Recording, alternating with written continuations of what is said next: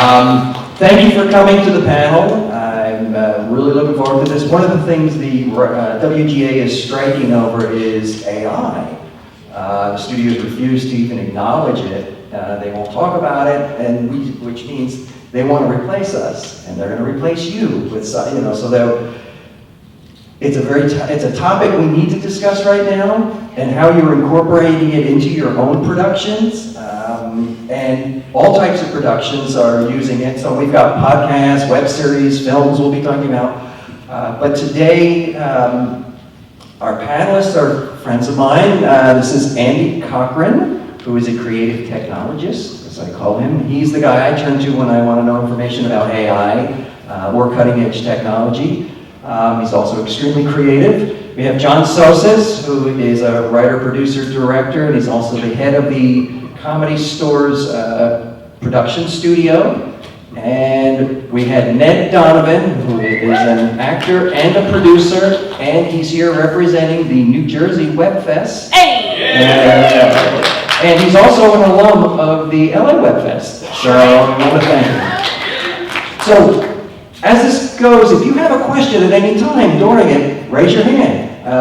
Because I prefer to be in the audience so that they're talking to you. This is your panel. You've got questions. We want to find out from these people because I don't have the answer. So I'd like to start it off with, we were having a conversation outside about AI, about the discussion of how are we were coming from the point of view, what was it we were saying? How did it go? The topic. You were just telling us how it's going to replace everybody. All right, thanks for everybody. Let's go. No, we were just talking about the strike and how there are so many different components to it, whether it's building out an actual script from using AI or building out the script, not a shooting script, and then hiring writers at a lower pay rate to just punch it up. And all of it is pretty much bad, and I think we're going to get to a point where people are going to do it, but you're going to see the difference in quality between an AI shooting script and writers who have emotion and life experiences. AI is only pulling experiences from what they pull on the web, on what's programmed, generated into them, and that's not going to take away from the human experience. So I'm not that concerned. You guys are not going to be replaced. Keep creating. It's going to start here and you're going to find your audience. AI is just going to do things a little bit faster. It's just not going to be great. I mean, I think I hate going to TikTok already, but there's like a TikTok video that goes around. It's like you could pick two out of these three things. You could do it cheap, you could do it fast, or you could do it good.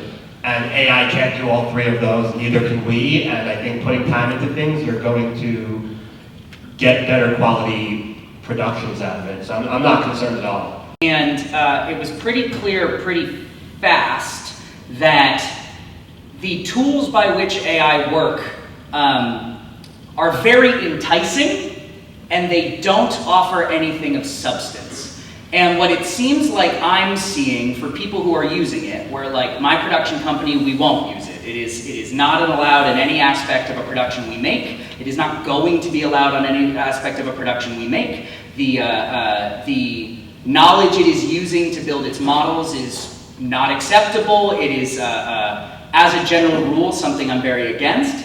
However, the only time I've seen AI have a useful and very attractive quality to it was our company trained it on exclusively our company's massive database of support documentation. And they were able to use just the language learning model on that text with no other build around it to be able to surface things and rewrite that language to call out like repetitive phrases or contradictions.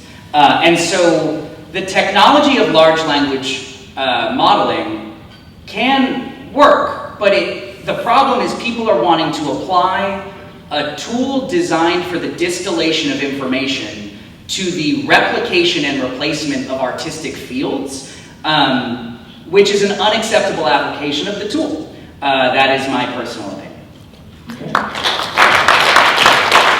Andy, What about you? You've seen a lot of the cutting edge stuff, because to me, you're the guy on the front line the most of all the people I've ever known. What do you see the next development, or where do you see it coming, and what's it going to take first? I'm probably going to be full of hot takes on this panel. My first statement, AI is bad branding, right? Artificial intelligence sounds really scary. It sounds like Skynet. It sounds like a thing that is intelligent artificially, that is other than us. Almost everything that is being worked on right now is not artificial intelligence. It's machine learning. It's ML. It's not AI. There are companies that are working towards AGI, actual artificial intelligences. ChatGPT is not sentient. It doesn't even have a path to sentience. ChatGPT is a tool. It is a tool that is like a writer's assistant if you're writing copy or a script or anything, a letter that has read everything on the planet that you can turn to and just say, hey, write me a form letter, write me a cover letter, hey, do an outline of this, hey, summarize this. It is a tool that is really good. You take the human out of that equation, you have no human being involved, and you just go, ChatGPT, write me a movie. It won't, it can't.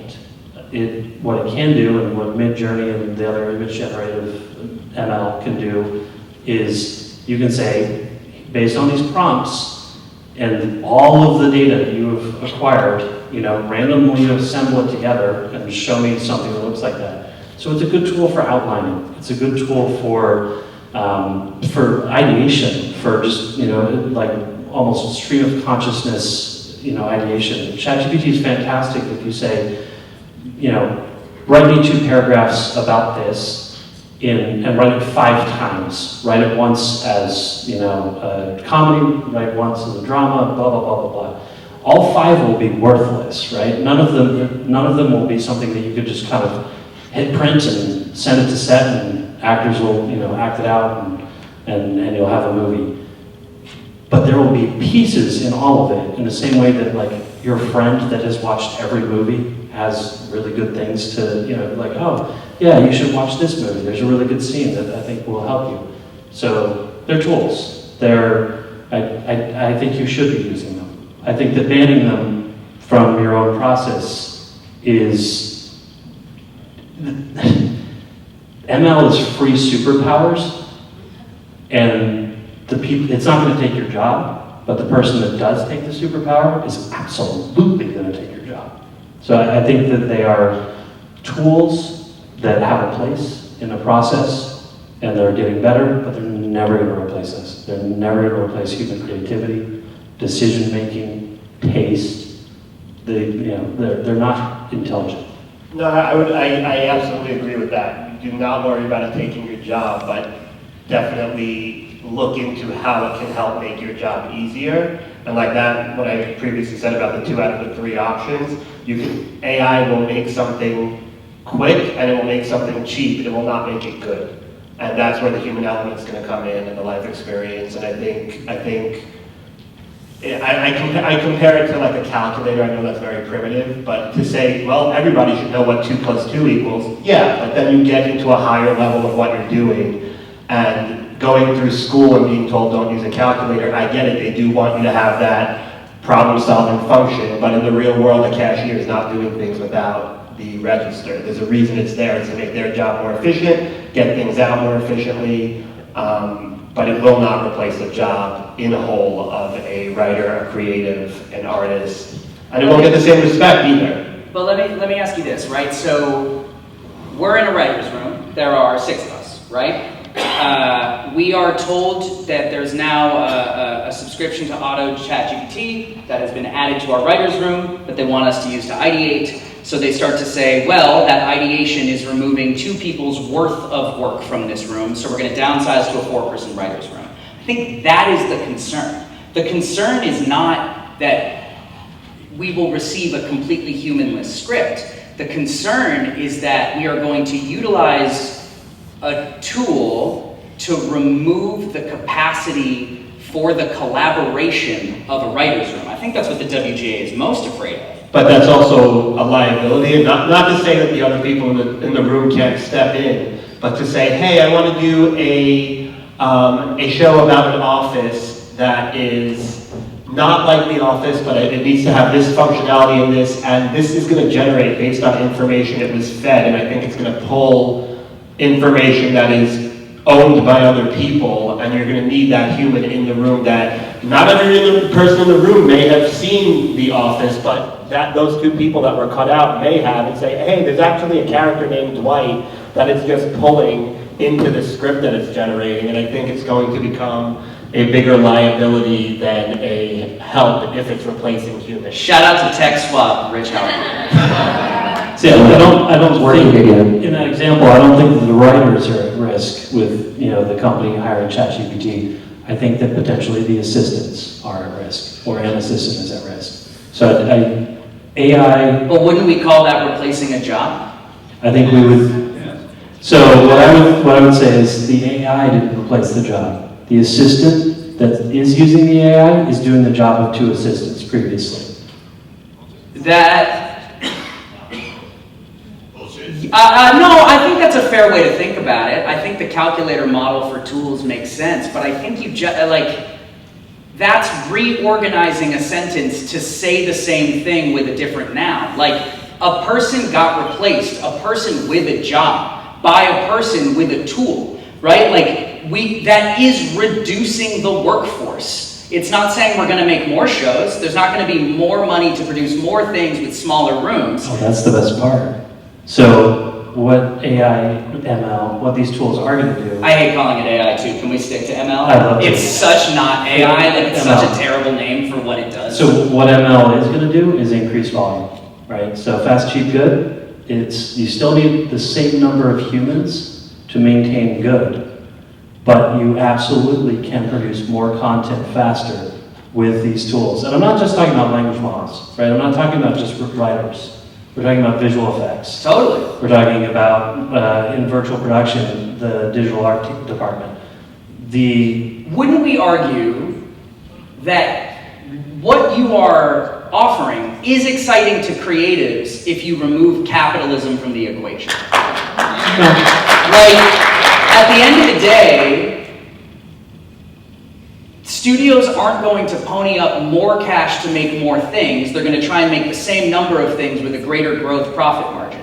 And when that growth hits a certain level, they're going to need to show more growth a year later or their stock prices collapse. We are in a space where, in a perfect world, we could use a tool that makes an artistic set of skills 20% faster. Let's call it that. And say we've now gotten 20% more efficient because of these tools, so we can take that saved 20% and apply it to 20% greater output of content, and we've kept the same number of jobs on more output. But there's never been a time in the history of the entertainment industry where that's the equation. We're asking people who often have no connection to our industry in the creative side to make a financial decision that fundamentally affects creatives for the bottom line of stockholders, and ask them to not take extra profit, but instead spend the same amount of money.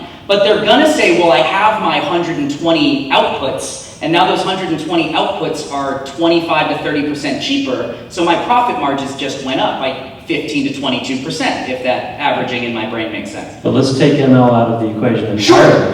Let's talk about streaming. Yeah. So, and digital production in general. Virtual production is very expensive, but VFX is cheaper than it's ever been. Correct. There's more VFX on more shows than there has ever been. Streaming, there are more outlets for content currently now, and also online, YouTube, TikTok, OnlyFans. I'm not on OnlyFans, I don't know what This to do dude's there. on OnlyFans, baby!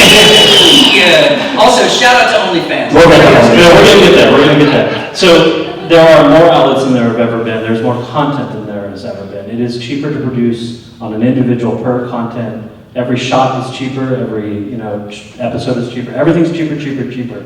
So taking ML out of the equation, you're saying that they should be pocketing those efficiencies I'm saying they're using those efficiencies to produce more content, and ML is just feeding into that as a very visible, very scary accelerator. I don't think that the capitalists, the faceless capitalists that rule the world are going to say, we're 20% more efficient, which means we're 20% more profitable. They will go, now we can afford to do 20% more content. Okay, but we just watched the And then also, that's also going to bleed into the world of being able to market to more demographics and including more diversity in their projects. I think when they, not to say they are all doing this, but when you have that extra capital, we are seeing companies like Marvel taking their $1 billion and having shows that show other groups that you're not seeing, that you weren't seeing 10 years ago, have their own shows, have their own fan bases.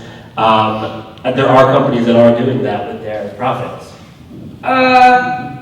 No, we're not. We just saw a period of time where our entire world went through an insane recession, and prices had to inflate at a level that none of us could sustain. And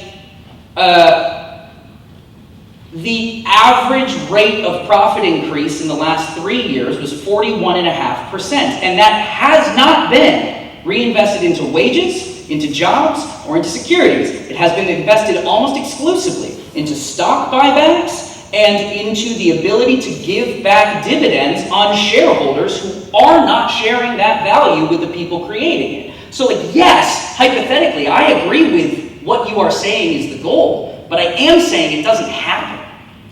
I've not seen as much content as there has been in the last 2 years. But you also haven't seen wages rise. Well, I agree that wages need to rise. That's a whole separate conversation. But I'm talking about, like, if we're going to reinvest and we're talking about profits, to Emmy's point, yeah, they're going to reinvest in more content, which means more people get jobs, and eventually, as those profits increase, yeah, these arguments, this strike will end in wages rising. I don't think there's going to be a big argument that the writers win on AI. We're just not that far into it yet. Every single union went to last night's meeting. I agree. I think there will be wage increase. I think there will be a rev share that comes from streaming services. I think they're going to win on all of those points, as they should. I don't think AI is on the table because it's the Wild West. There's no actual discussion to be had just yet because there's nothing good enough being done with ML that is worth the discussion. They died years ago. They're not actually threatened by ML. And the writer's strike is not going to help or hurt Hollywood's fate. YouTube is eating Hollywood alive. More people watch YouTube on a television than all of Hollywood combined. Over 51% of watched minutes on a television. We're not even talking about mobile devices, iPads, and laptop computers. Just TV, just smart TVs. YouTube has over 50% of the eyeballs on the planet. Hollywood is terrified of that. Hollywood should be terrified of that. The superpowers that ML represents, Hollywood's going to squabble over them. The WGA will do whatever they, everyone, the art, production designers will get in there. People that are making content for TikTok, YouTube, Instagram, OnlyFans. Thank you. The ones of them that use these ML tools to produce things that they could never afford before, they're going to win. That's what's really happening. And would we call that they're going to win, or would we call that YouTube winning? Like, we're back to sort of the streamer fight, right? Like. No, because they're on YouTube, but it's a type of content, which this Webfest. Look, we're all here talking about weird stuff. A press release was supposed to come out yesterday, which means I could talk to you about why I'm in LA, but it didn't come out, so I can't talk about it. But I can say it is a television program that is applying an art form that has never been seen on television into the creation of content. So I do agree. My hot take in the advancement of the digital age is not necessarily about tools, it's about mediums. The way that we are going to change the shape of entertainment as a whole is to not reimagine how we make mediums that have been having trouble making themselves. It's how do we apply new mediums that people aren't asking should they exist, both in terms of distribution models, but also in terms of the content we're creating. I think we're about to see, partly because of the strike, but also just because it's significantly cheaper, a huge rise in what I call unscripted, scripted fiction. Freevee, which is the Amazon free channels that you can get on Prime, whether you're a subscriber or not, just released a show, Jury Duty, where the whole plot is they have actors in every single role except one juror who thinks he's there to do actual jury duty, and on that jury duty is James Marsden. And James Marsden did a whole interview where he was like, there's no script. They tell me what's going to come up in front of the judge, and then I make it up, and that gets turned into content. I think that is about to be the most profitable way of making television for a while. But it's not new. I mean, I don't know if anybody remembers the Joe Schmo show. Absolutely. It was the exact same premise. Yep. Same exact premise. They were on one normal guy. Kristen Wiig was one of the actresses, and they told him he's on a reality show like The Bachelor. He's going to meet the woman of his dreams, and they're all actors. And at the end, they obviously break. So we're not reinventing the wheel here. It was always the cheapest way to do things, and it was always going to be something people were interested in. But to Andy's point about YouTube, YouTube just announced today that if you put your podcast video on YouTube, they're pulling the audio and putting it straight on YouTube Music. So, and this is going to go into the conversation that includes OnlyFans about discovery versus paywalls, which is one thing that we at the Comedy Store are debating is at what point do we move things from YouTube, which is a discovery platform, to something like to either OnlyFans, who is now doing comedy. I don't know if you've seen it. But some Patreon. Patreon's a big place for comics, but you have to have that following. It's not a discovery platform. But if you have that following already, it's a good way to make some of that revenue back that you've spent on your projects, spent on things that you are looking, or to just make money back on videos, photos. You're getting revenue for your specific content from your fan base, where YouTube is really ad supported and That is the pivot to the topic I was really hoping would come up. And I'm OnlyFans. so proud of you. Great work. The reason why podcasting is so successful is it is a single point of upload that distributes to thousands of platforms simultaneously from one central point. I think the thing that is holding YouTube back from being even bigger than it already is that they haven't figured out a way to distribute a YouTube video into something that isn't YouTube. Podcasts use RSS, which should have died 25 years ago. God bless it, it's still out there. But videos don't have that same thing. You still have to embed it from a central source. But if you could do for a web series what you do for podcasts, which is where like you can search for my podcast on any application. It's there, and it's because I uploaded it to one site once. You know, if YouTube can figure out how to create a distribution model where their videos and maybe even their ads are baking into platforms other people are building to find a better UI to distribute videos, that's game over, right? Like, that exists though. So one of the things that we're doing is Multicom is who we're dealing with, or with ADA, because we have, Comedy Store also has a record label, we're distributed through Warner Music Group. They do have those video feeds that deliver to Tubi and all of the different platforms.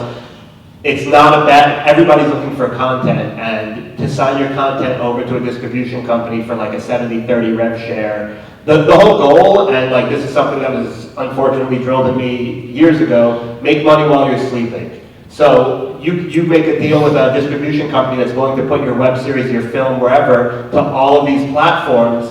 While you're sleeping, Australia's making money, the UK is making money. Like you're generating revenue for people that this content is getting in front of. That should be what everybody's doing. And YouTube is the discovery platform. Do not try any of these smaller platforms that are popping up, like YouTube. Don't do that. YouTube is great at the algorithm helping people discover your content. Always have YouTube there, whether it's something you want to use as your primary, hey, watch my stuff on YouTube, or if you think Amazon Prime is a place that gives it some more validity, watch it on Amazon Prime. And backstage, nobody needs to know that you have a distributor putting it there. Make it seem like Amazon took your project and put it up themselves. Those are some, nobody cares. The whole point is get it in front of as many people as possible, and I think a distributor is one of the best ways you can do that. Monetize your catalog. It's always about your next project, and your last project makes you money. That's exactly right.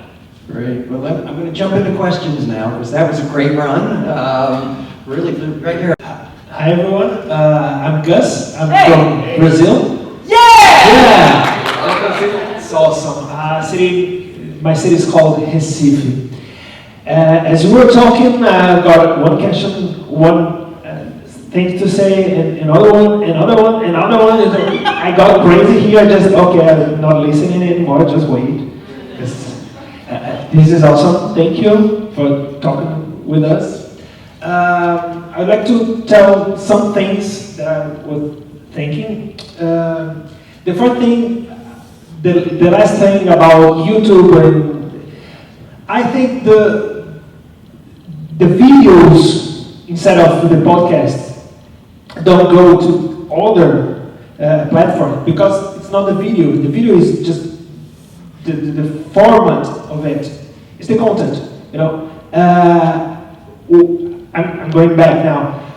We are talking about Hollywood.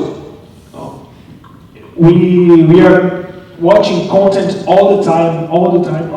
We are making content. Is anyone taking any photos here? Content, you know. But who's making money with it? Still Hollywood. Marvel is on Hollywood, but its content is on Instagram, YouTube, whatever, everywhere. So, oh my God. So, and back to the beginning to finish it. Yeah. I'd like to know, it's a tricky thing about AI and ML. How many percent, in percentage, are the content made in Hollywood or the big production?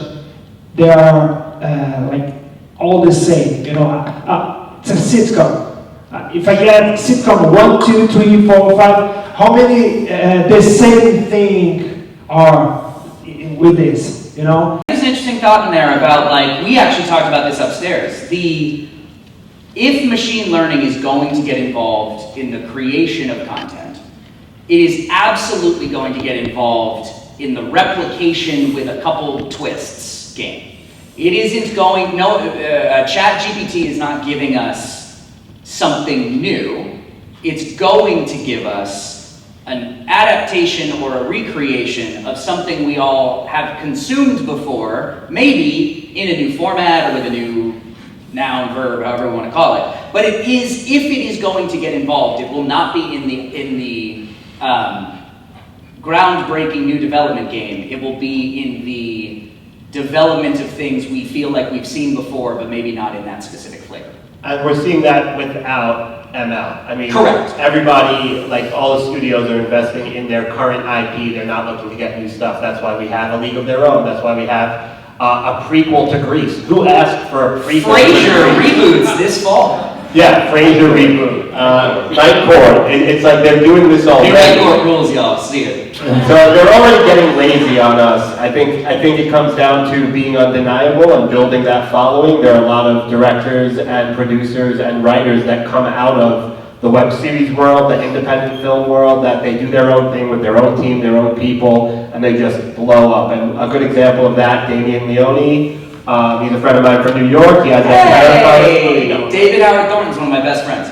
Yeah, so he, word of mouth, he made a horror movie that the horror community was like, this is the next big thing, and it blew up. And he was out here a few weeks ago taking some big meetings, and he's just, you make something undeniable, it will not be denied. It's just a matter of getting it in front of people. And then to your point on who's making money off the photos and videos or whatever, it's just not being, nobody that gets to that level of Hollywood is deciding to monetize it properly. So for example, James Gunn, I'm just pulling James Gunn because there's Guardians of the Galaxy everywhere.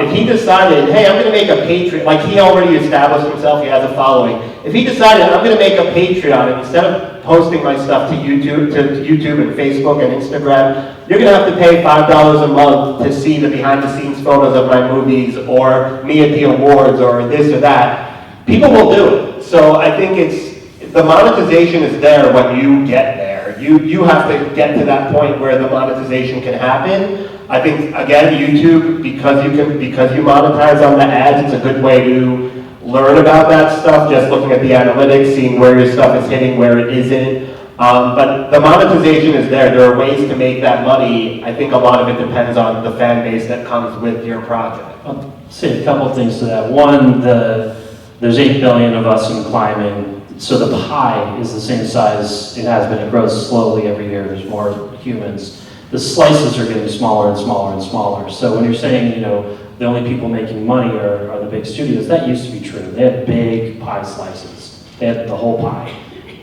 Every studio in this town is multiple tens of billions of dollars in debt right now. Most of them are 40 billion plus in debt. The pie slice, to justify that burn rate and to keep going the way things are going, they don't exist anymore. They're getting smaller and smaller and smaller. TikTok took that one, YouTube took that one, the different streamers took that one. So yes, where we're standing today, it feels like Hollywood is at the top of the mountain, the only ones making money. They're not, they're broke. And that's part of what's going on right now. They are broke. They can't keep doing things the way they're doing. Marvel is scaling way back. WB and DC scaling way back. There's talk maybe they might sell Marvel. I would think that they're going to try and sell Pixar out of Disney as well. Like, they're in trouble. And they're holding it together like Tinkerbell clapping right now. And AI is coming right into the middle of that fracas, not as a thing that's going to replace jobs, but that's entering a chaotic place and it's going to automate the decline. There are people writing very reductive things right now, all day, every day. Repetitive, just BS. AI or ML will write that as well as that miserable human and probably, replace some jobs within that. That's old Hollywood. That's old model. There are huge opportunities right now with just the cost of production coming way down. And it's not just all machine learning AI tools. There's a lot of things that are making it cheaper than ever to get your idea out into the world. And the big boys are not scared, they're broke, which means they're also scared. And there's no path to we've seen peak Hollywood. Here's Hollywood, here's peak, here's us. I don't know how far down we are yet in reality, but it's in the rearview mirror. And that's because of all these tools and the democratization. And that's an amazing opportunity if you are somebody who has good ideas, who lives a creative life, who has things that they want to bring into the world. It is a terrible time if you are a copywriter, if you are writing an insanely formulaic show, if you're just ripping off some other person. It's the worst time to try and make money, but it's a phenomenal time to learn new skills and get your ideas out into the world. Something I wanted to say based on what you were talking about, which is so exciting for me. A community that I represent, that I know is represented at this festival. I don't know if any of you are here. If you are, make noise. Any actual play creators out here right now? No? Cool. Actual play. It's at this festival. It's a thing I'm part of. It's people who are telling stories using games like Dungeons & Dragons and Pathfinder to dictate the ways by which the stories are told for an audience, often live, or there are podcasts that edit, doesn't matter. Anyway, one of the things that's so wonderful about that content is how immediate it is. It gets to people in like 30 seconds in a way that like YouTube can do if you're making something that doesn't require a lot of post and things like that. But a major creator in this community, whose name I won't say in case he doesn't want me to out him for having given me this quote, but he said, it's not that you want to be a million people's 5th or 6th favorite thing. Now with tools like Patreon, with tools like, if you're a podcaster using a host that has a dynamic ad insertion program so you can get paid on every download of your show, you just need to be 20,000 people's favorite thing. And on a world as large as we're talking about, that is an achievable goal to make a full living. If you can get 20,000 people to give you $2 a month, that's $40,000 a month minus Patreon fees. That is the goal for indie content creators, because once you have that nest egg, you can start to grow and you can start to branch out because you have a baseline that allows you to make more content, pay people. You have the ability to do it, and you can do it without having to get picked up by a Netflix who's going to take an insane amount of profit that won't help you make your show in the same way as if you can find the way to get to it and get the following and get the buy-in. I think that is vastly important in what we're doing right now, especially at a festival like this. If you are making your own content, it is your job to make sure your content is your business card, and you get to decide if you want that business card to be the thing you try and hang your hat on for monetization, or the thing you try to hang your hat on for marketing. Because they don't have to be the one and the same. You can make the expensive thing that you know you're not going to make your money back on to go make the cheap thing with a Patreon. There is always an avenue. It's about creating stuff and knowing how your catalog can serve you. I mean, I'm surrounded by comics a lot, so you say Hollywood's broke. I've seen broke. I think Hollywood's okay. I work in musical theater. But, yeah. The other thing to keep in mind, don't just look at money made, look at money not spent. So now, one of the good things about social media I mean, you look at all the garbage of social media, one of the good things is how easy it is to have access to a company directly and get sponsors. Get somebody that sees value in what you're creating and have them sponsor episode 1. This one sponsors episode 2. This one gives you X amount of dollars for the film, and you throw their product in. Look at ways to fund the project so it's not money lost, as opposed to money gained, because the money gained is going to be after the good project is completed and out in the world. Look at the opportunities that you can just decrease the amount of money spent on the projects from your own pocket. Obviously, if something costs X amount of dollars, it's going to cost that to be quality, but that doesn't mean you have to pay for it. Reach out to these companies. If you listen to podcasts, a lot of these companies are sponsoring across the board. They have the money. Prime Energy drink, they're looking for, like Prime Energy's Logan Paul, he's a garbage person. But they are looking for interesting ways to incorporate their drinks into projects. That's a company that you reach out to, see if they'll throw something in. If you maybe have a sports project you're working on, just look at money not spent instead of money gained. I want you to turn your mind, and I'm going to give you some exercises, and this is something Andy and I had talked about. I want you to take one of your characters and, go chat GBT and just say, okay, my character just got, whatever the character is, she's a 47-year-old mother from, Northwest New York. She has 3 kids, and the youngest son just got accepted into private school. And you say, write a Facebook post. Now you're watching her come alive. And she's saying, and it was amazing because you got me doing this, and it was, my character's talking, and it's a mother saying, oh, my kid got in this, and all these hashtags are coming out and things, but it was suddenly a realization that I can now cross out of just what I'm putting on the screen and begin to have my characters exist in other forms of media.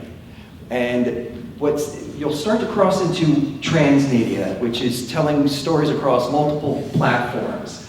And when you start to look at AI that way, your characters could be it could be a kid making a student film. What's that film look like? You can get it made now. So as a writer, you're no longer stuck to just one thing. Now you can begin to open up the characters' lives and have them exist. So I was just wondering with you guys, have you seen anything hot take incoming, you ready? Here's the next one. The job, we'll call it, the role of a creative director, and I mean a creative director or a director, or it could be a writer, a showrunner, is literally prompt engineering. It is using words and sometimes sketches or hand gestures to take an idea out of your brain and convey it to something outside of your brain, your collaborators, etc., and saying, no, yes, maybe, and directing it to, and being surprised by some of what comes back and leading it down the path. AI is just automating the process we already do, where when we collaborate with each other, we create something. We use our words and our hand gestures and little drawings, sketches, pencil drawings, stick figures, to get what's in here out onto the page. Yes, removing the human part. Not even a little bit. Not even a little bit.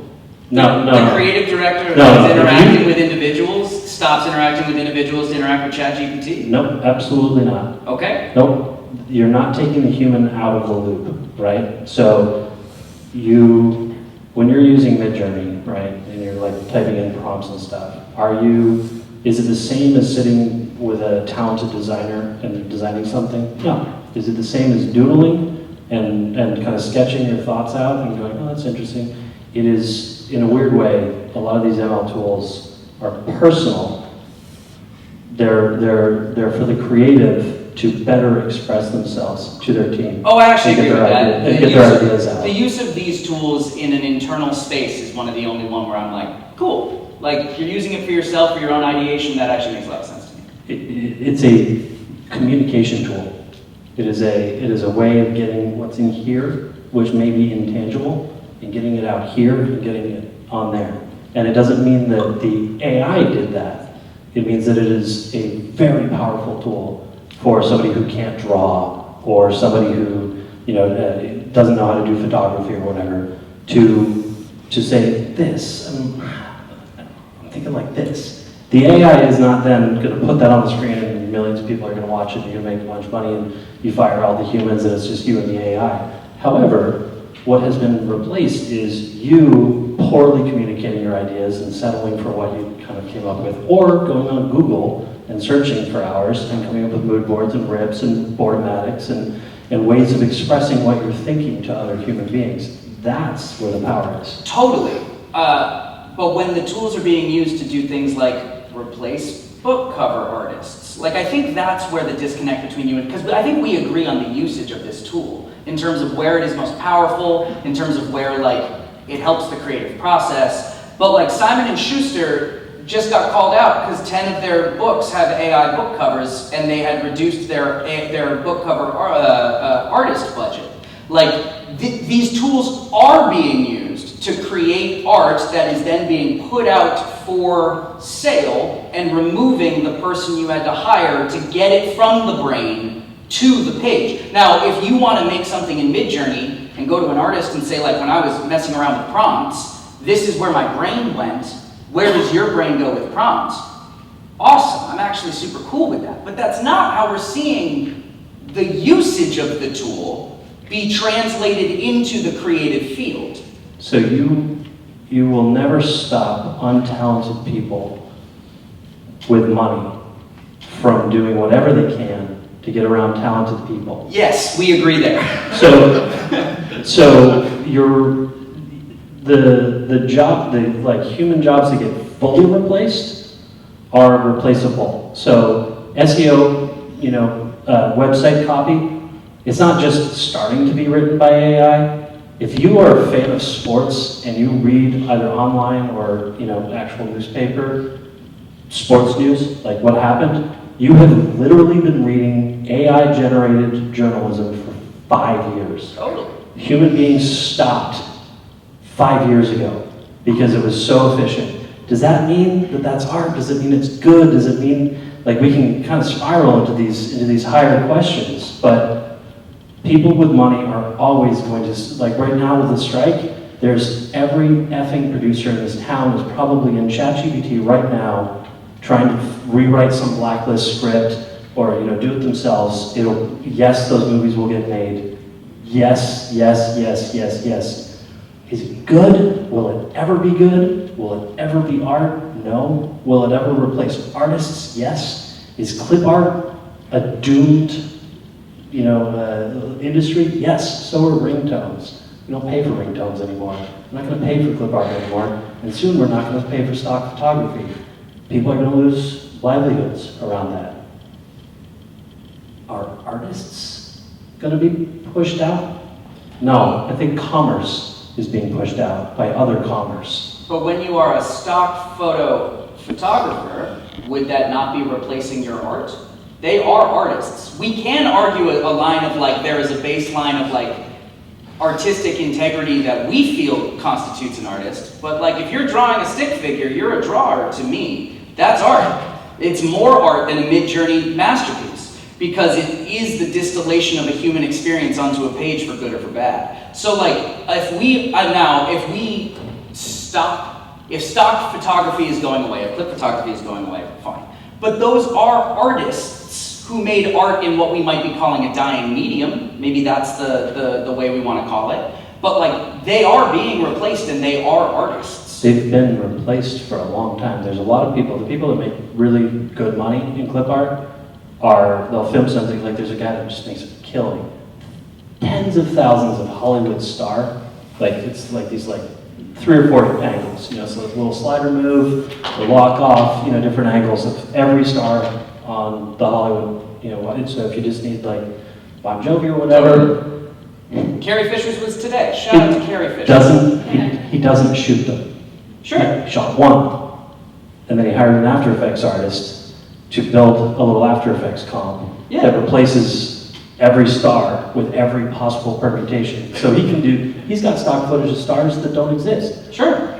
So yes, these AI tools are starting to erode at people's jobs. But I would argue that a lot of those jobs, it is accelerating something that has already been happening, and it's not taking art out of the hands of artists, it's taking commerce out of it. It is eroding at the ringtones of the content world. It is eroding at the things that haven't been around that long and don't really have, like, art has intention. Sure. And these ML tools are incapable of intention. They are random, guess the next token tools, denoise the image. So we're living through a huge sea change.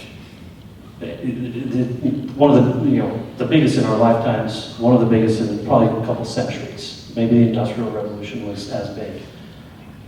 If we try to preserve everything the way it is, and we really look at it, we're going to start seeing that we're trying to preserve things that haven't been around that long and maybe aren't that valuable. Is clip art that valuable to humanity? I would argue painting and theater and cinema have something that we should maybe try and figure out a way to bridge that into the new world.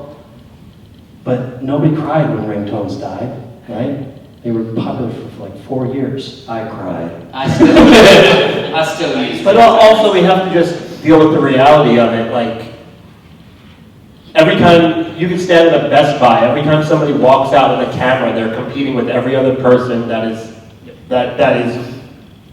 making a living with a camera. And it comes down to whose photos are better, this person's or this person's. And that's what we're dealing with. That's why, like, as cliche as it is, just be undeniable. Like, make the content that's better than this dumb machine is going to make it, because you're still competing with it. This person just graduated college. We now have a whole graduating class. Every May, you're competing with a whole new group of filmmakers that just left film school. Like, should we just stop the evolution of filmmaking because, well, they're taking a job from somebody? That's going to happen, not at the level that I think ML is causing people to fear, but it's going to happen, and those jobs are replaceable. Your iPhone is better than the cinema cameras that were used to shoot Hollywood blockbusters 15 years ago. Soderbergh is literally now shooting his movies on iPhones. Does that mean because the iPhone is so good, it's the end of cinematography? No, of course not. There's amazing cinematographers. Some of them are really reluctant to move into digital, and sorry. That's the whole point. The point is there are people that just don't want to move with the technology and utilize it. Your superhero reference is the perfect one. It's like, use the tools that are given to you. Don't let them replace you. Anybody who's replaced by a particular piece of technology has just not really kept up with the evolution of that technology. Okay, hey, we got one more question and we're going to be having to wrap up, so here you go. Well, first of all, this conversation is incredible. Thank you so much. Thank you for putting up with us. A lot of nerd stuff up here. Zillion questions the whole time. And first of all, I want to say Jersey Pride. I love everything you're saying. I do believe the profit motive is a malevolent force in society that is just going to kill us all, probably. But I wanted to get your guys' opinion on something. I think something that you keep coming back to, and I think is important. I can't see who you're pointing to. You. It's not just that. It's not just about creatives and whatnot. The AI, robots, whatever, they're all supposed to be Machine learning. I mean in general, like the conversation going back 20, 30 years, 40 years, has been these machines are going to be taking care of the drudgery, leaving us to the creative stuff, and in fact, it's actually doing the opposite. And when we're talking about things like clip art being taken away, stock photography being taken away, and you're saying, does anybody really care? Well, I'm sure the people who were doing that really cared. And they were making a living doing something that they really enjoyed and could give their life a sense of meaning and purpose. And I think that is what the profit motive destroys. It basically renders everything as something that can be profited from. And so existentially, it no longer is meaningful. Its only meaning is whether it's profitable or not. So, Yes. in that regard, in the same way that all these mega corporations, they use our roads and our railroads to move all their products around. Universal basic income, where they're taxing AI companies and they are taxing, everybody who's using our infrastructure in some way or another. And then giving that back to these poor clip artists who can no longer do their jobs anymore is something that is worth looking into? Or how would you, because really in the end it's about having jobs. We all need jobs, we all need to make a living. And how would you speak to that? I mean, personally, I would say somebody whose only skill set is making clip art is somebody that's not utilizing every tool that they have to monetize their skill set. An example of that, and we were talking about this earlier also, is Vine. Are you saying when TikTok came along and killed Vine, that put the Vine 7-second video creators out of jobs? Or do they now have to learn how to make interesting content for 30 seconds instead of 7? I think people need to adjust with the times, and if UBI is interesting, and I do think there's a use for it, but I think investment in social programs or educational programs to teach people new skills is more important than here's some money and hope that they use it towards that, or here's some money to make up what you're losing because of technology. I think it's more about building a skill set and less about filling the pockets just with a general, like, here's a check every month. I don't think that's going to help anything or help them evolve with the rest of the creative world. Andy, go ahead. And then I was going to say, I smiled when you asked that question because I have a joke that every conversation about AI, actual artificial intelligence, ends in either talking about UBI, universal basic income, if anyone doesn't know what that is. Everyone gets a stipend, basically. So you get $2,000 a month. If you earn more than $2,000 a month, you get nothing. And if you earn less than $2,000 a month, the UBI would make up the difference and get you to at least a basic income every month. It either leads to UBI or the singularity. But my favorite part about the singularity is not like, well, when is ChatGPT going to become sentient? It's actually, are we sentient? Is this real? Are we the simulation? So AI has this kind of like misbranded thing. There's a lot of anxiety about what it is, who's going to use it, where it's going to lead to, how we should handle it. My personal take on a lot of the generative stuff, ChatGPT specifically, with the image generators, the transformers like Midjourney, is that the artists, the creators, are having their emotions stoked by big companies, big IP holders, and if we're not careful, all of us, about figuring out exactly what solutions are being proposed and what the impacts of those are, we will have our emotions and our volume and our might put behind extending copyright indefinitely, making it illegal to be inspired by something. The changes to copyright law that could come out of the current sort of like kerfuffle, that everyone's like, fuck AI, look at my profile, AI with it crossed out. Be really fucking careful. Because the people that are pushing these lawsuits against the AI companies like OpenAI and Stability AI, they're not mom and pop artists. They're big companies. They're Getty. They're Shutterstock. They're Disney. The big IP owners are going to get Digital Millennium Copyright Act 2.0, and it is going to be so ugly for all of us actual creators. So be careful. about like, let's aim for UBI, let's aim for, let's tax them, let's make it so you can opt out of the data set, they're scraping it. Yes, but we gotta talk about it, and we gotta really think it through, because the conversation's it's very emotional, and it's being steered towards really bad outcomes legally. Wow, okay, and I give you 30 seconds and we got to wrap Oh, up. perfect. I'm going to answer this super fast. I love the idea of UBI. The statistics that are coming out of places trying it, it's really exciting. I also have a BFA in musical theater, and I absolutely am not qualified to answer your question. What I will say is that as a very proud member of the Actors Equity Association, which is the theater actors and stage managers union in this country, we just announced that we were launching a political action committee. And a lot of people turn their nose up at that. Why are we launching a PAC as theater actors? And the answer is very simple. The only thing being collectively bargained on every single contract that Actors Equity is going through is health insurance. It's the only fight we're having. It has stopped conversations on wages, it has stopped conversations on touring, it has absolutely shut down all conversations, because what we are being held against is contributions to a health platform inside a health insurance industry that is a disaster. And the Political Action Committee is going to go after a lot of things, but one of the things it's going to go after is universal health care. Because if the Actors Equity Association is able to remove from the negotiating table the question of health insurance, they can actually dig into the other things. And I don't think that answers your question exactly, but that to me is where that question swings. Is how do we make sure that what we are collectively bargaining, when we hit a sticking place over and over and over again on whatever it is, how do we find a new way to get that out of the hands of the people who are trying to keep it from us? And that is the answer to the question that I think I can offer. Well, thank you everyone. This was a great time.